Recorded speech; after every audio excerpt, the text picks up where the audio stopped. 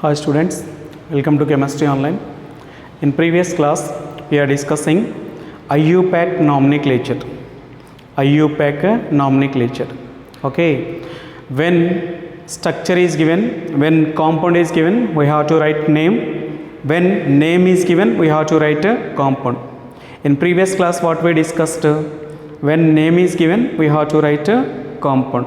Okay, structure. Now we are going to discuss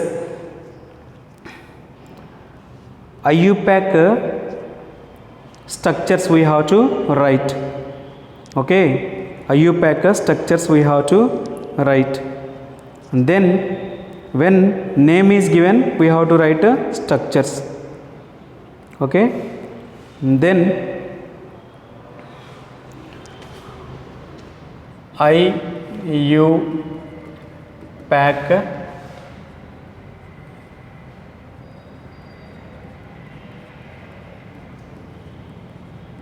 nomenclature.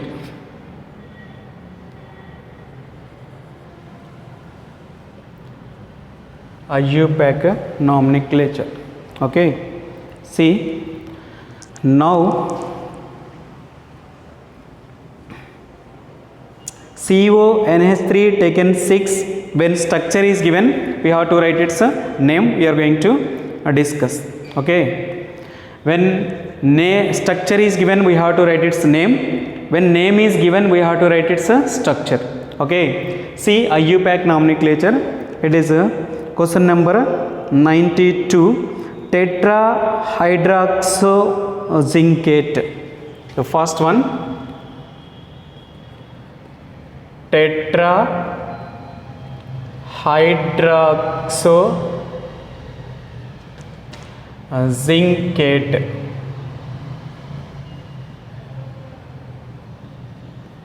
Tetrahydroxozincate. Okay, so this is we are going to write.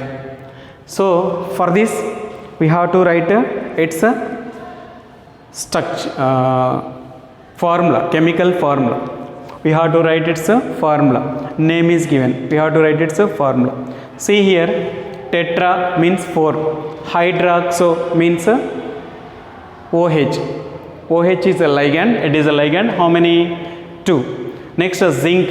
Zinc means Zn, central metal atom. Next plus, its oxidation state is 2, plus 2. Okay, see here, zinc OH taken 4 square bracket, okay, plus 2. Plus 2, its oxidation state is plus 2. Why? Because Zn x. X 4 into minus 1, OH minus means x minus 4 equal to plus 2. So here we may write zincate, anionic complex compound na, so minus 2. Here it is ends with 8. 8 means it is anionic complex compound. Anionic complex compound means we have to write negative oxidation state.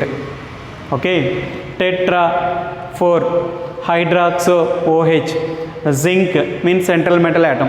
8 means ends with anionic complex compound. It is anionic complex compound because it is ends with 8. That's why we are writing minus 2. Understand? So here you have to write it is anionic complex. It is ionic complex compound. It is an anionic complex compound. No need of writing this information. For understanding purpose I am telling. Okay, then this is the first one. Then second one, potassium tetrachloropelladate 2. Potassium tetrachloropelladate 2. Potassium tetrachloropelladate 2. It is also ends with 8, means it is also anionic complex compound. Anionic complex compound. So potassium means K. Okay, tetrachloro means Cl4. Palladium means central metal atom Pd. Square bracket. 2. Its oxidation state means we have to write here K2. Now we may calculate Cx 2 into 1 plus x 4 into minus 1. So 2 minus 4 equal to 0. Then what happened? Is minus plus 2. So it is nothing but a palladate. So here potassium K, tetrachloro Cl4, then palladium, a central metal atom, and its oxidation state is 2. So its oxidation state is comes under cation. It is a anionic complex compound. Anionic complex compound. It is also anionic complex compound. It ends with 8. It is also ends with 8. Means it is anionic complex compound. Anionic complex compound.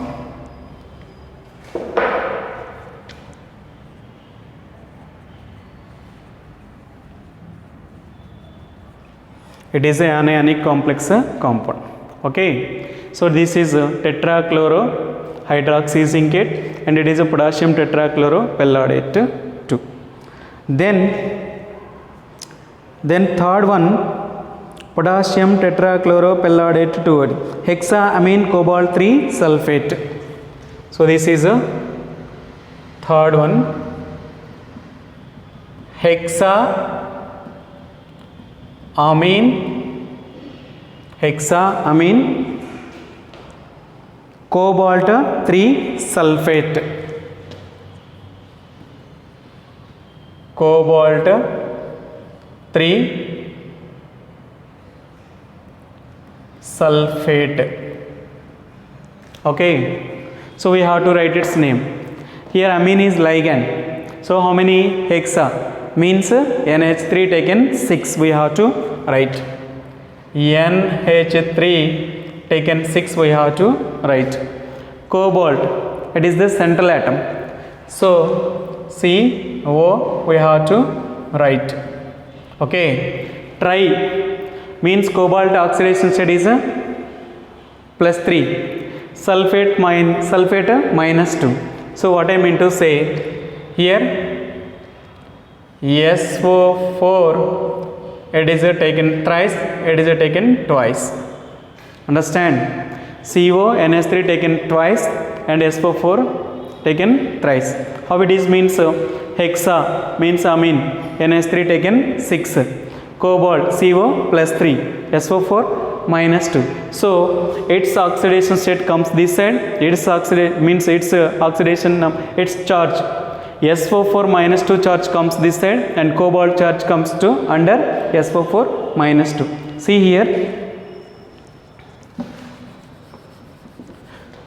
here hexaamine means 6NH3.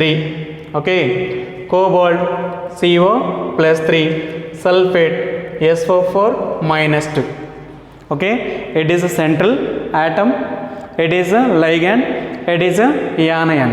So now we may write its name. So NH3 taken 6, cobalt square bracket. Okay, SO4 trisulfate means taken thrice, taken twice. Understand? So this is the way we may write it's a structure. It's a structure. It is a name. It's a formula.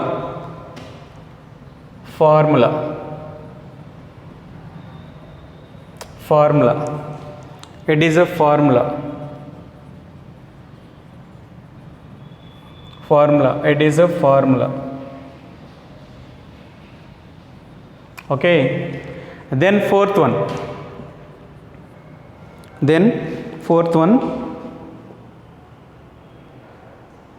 See here, potassium trioxalatochromate 3. Potassium trioxalatochromate oxalato, chromate, chromate 3. Okay, so we have to write its formula. Potassium means K. Okay, trioxalato, C2O4 minus 2. How many 3's? Then chromate, chromate means Cr plus 3, Cr plus 3. Okay, its oxidation state comes this under this cation, and trioxalato means we have to write taken thrice. So here formula it is a K plus, understand? So here K next chromium C2O4 taken thrice, and its oxidation state comes this side. So potassium trioxalato chromate 3, potassium trioxalato chromate 3, we may write like this, understand? When name is given, we have to write its structure is like this. When structure is given, we have to write its name. Already we discussed in the previous class. Okay, then see here, it is a IUPAC nomenclature. It is IUPAC nomenclature when name is given. Tetrahydroxozincate 2, potassium tetrachloropelladate. See, this is a cationic complex compound. Why? Because a square bracket is in the beginning. It is a cationic complex compound. It is a cationic complex compound. It is anionic complex compound. It is anionic complex compound.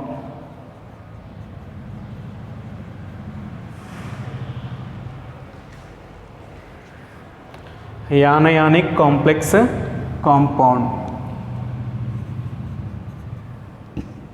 Okay, so this is the way we may write when name is given structure. First of all, you have to identify it is a cationic complex compound, anionic complex compound, or a neutral. If it is anionic complex compound, ends with ate, ate, chromate, ferrate, plumbate, like that. It is a neutral complex compound, so oxidation state is in the ending. Oxidation state is in the ending. Okay, it is a cationic complex compound. Oxidation state is in the middle. Oxidation state is in the middle. Okay, so this is the way we may write names of complex compounds. Then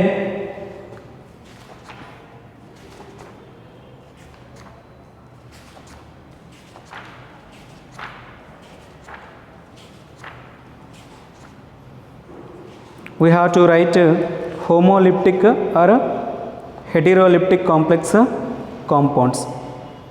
Homoleptic complex compounds and heteroleptic complex compounds.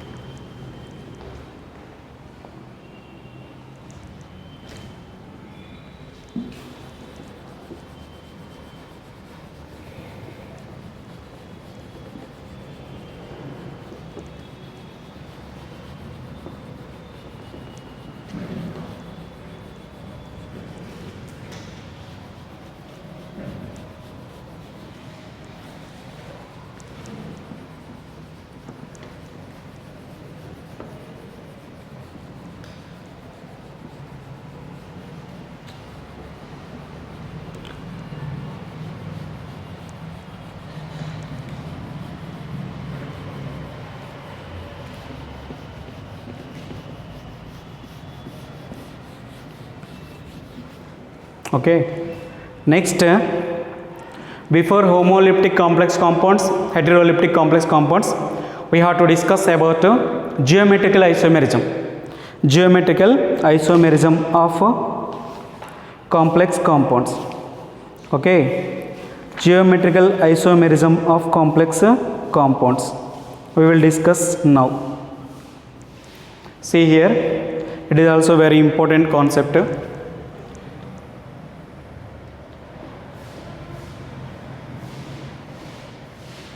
Geometrical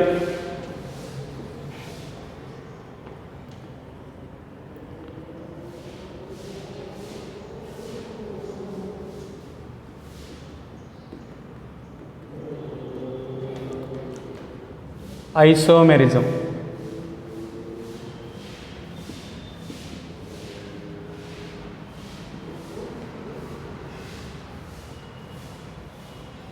Geometrical isomerism in complex compounds, in coordination compounds.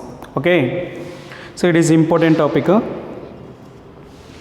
See, this type of isomerism arises in complex compound due to possible geometric arrangement of ligands.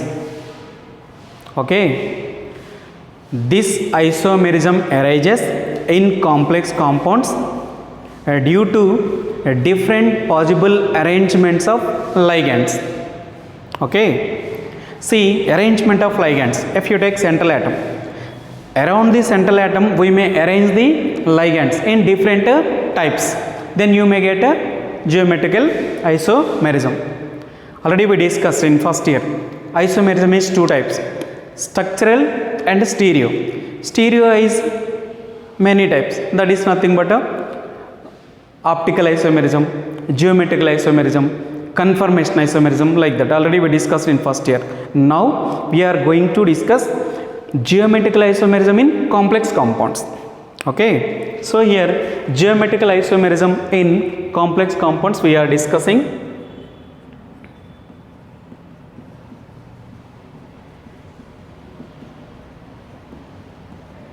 In complex compounds we are discussing. See here, first of all, you know, this isomerism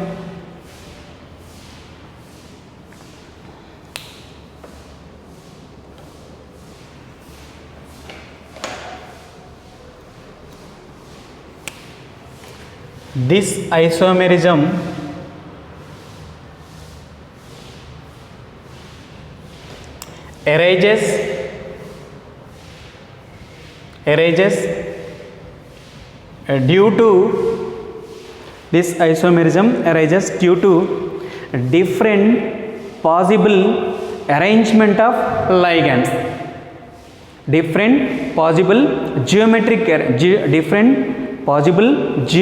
arrangement of ligands. See, due to different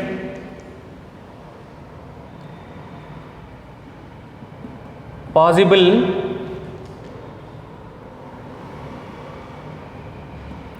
geometric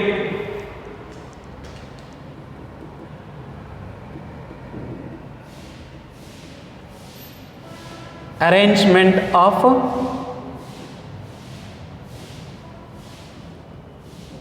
ligands.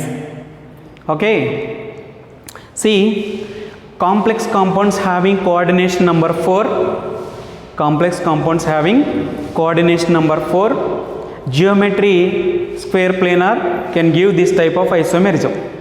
Okay, and complex compounds having coordination number 6, having tetrahedron geometry, gives this type of isomerism. Okay, see, complex compounds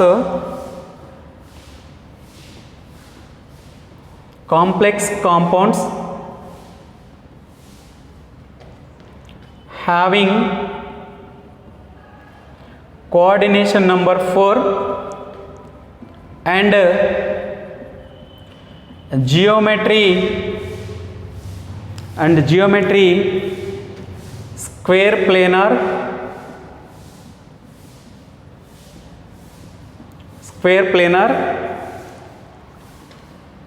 exhibit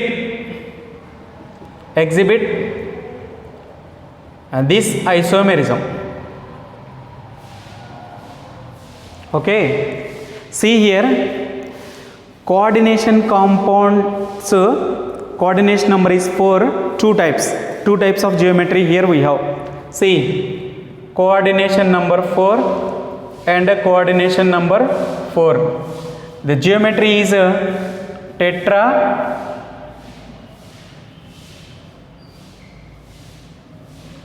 tetrahedron geometry. Here geometry is square planar.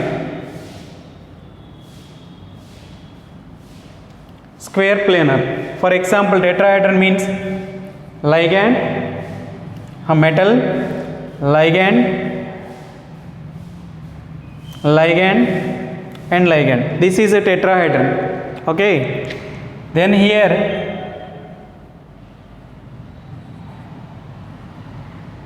ligand and ligand. It is a square planar. Only this type of complex compounds gives geometrical isomerism. This type of complex compound does not give geometrical isomerism. See, complex compounds having coordination number 4 and geometry square planar exhibit this isomerism. Only this type of complex compound exhibit this type of isomerism. Okay, next, complex compounds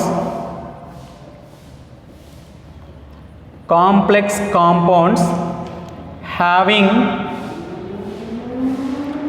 coordination number 4 and geometry octahedron. See, coordination number 6, coordination number 4 and geometry is tetrahedron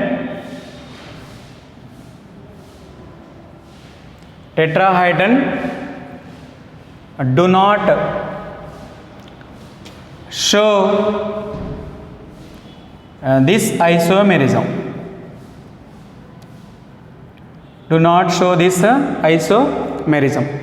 Understand?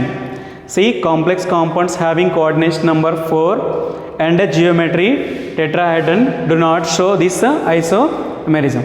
Okay, see here, only this type of complex compounds having square planar can give isomerism. Next, one more point.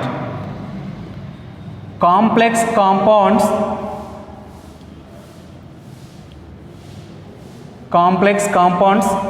having coordination number 6 and geometry is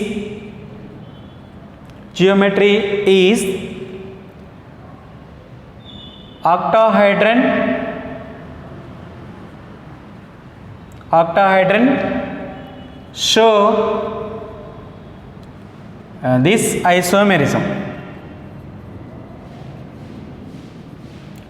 this isomerism. Understand? Okay, same ligands are adjacent to the metal atom, that is a cis. Same ligands are opposite to metal atom, that is a trans. Okay, so here same ligands are adjacent to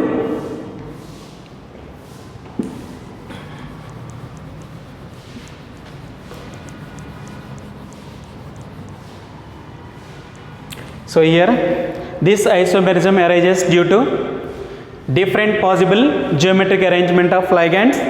Next, complex compounds having coordination number 4 and geometry square planar exhibit this isomerism. Complex compounds having coordination number 4 and geometry tetrahedron do not give.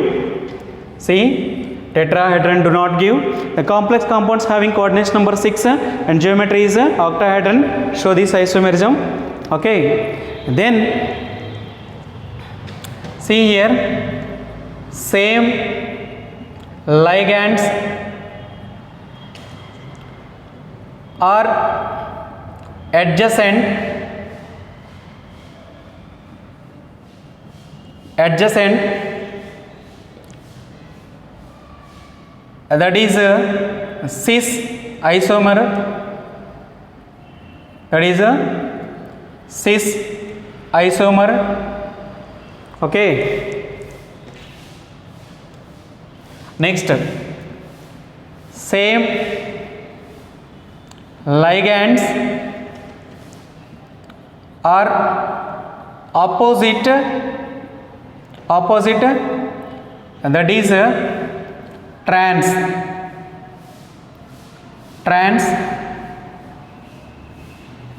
isomer. Understand? See, for example,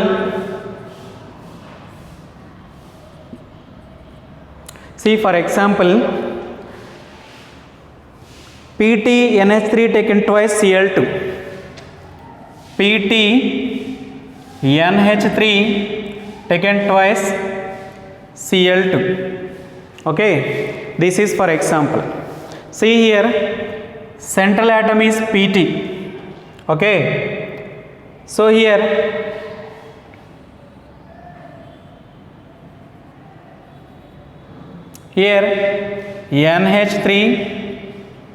NH3 Cl, it is a cis isomer, coordination number 4, square planar, geometry is square planar. Okay, see here, PT central atom. Okay, here NH3, here NH3, and here Cl, here Cl. So these are adjacent side. Here ligands are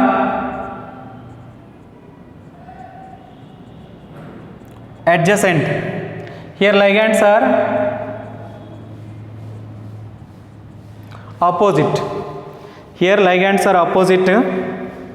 Here adjacent side. Here ligands are opposite. So it is nothing but a geometrical isomerism. Understand? So this is a briefly geometrical isomerism. What is a geometrical isomerism means? Geometrical isomerism arises due to different possible arrangement of ligands in the complex compounds which having coordination number 4, geometry is a square planar, and which having coordination number 6, geometry is a octahedron. Understand? It is one example. You may read some more examples from your material. Okay, so this is briefly geometrical isomerism, and when name is given we have to write its structure. When structure is given we have to write its name. Means when formula is given we have to write its name. When name is given we have to write its formula. Okay, we discussed. This is some more D and F block elements. Some topics are there, we will discuss in the next class. Okay.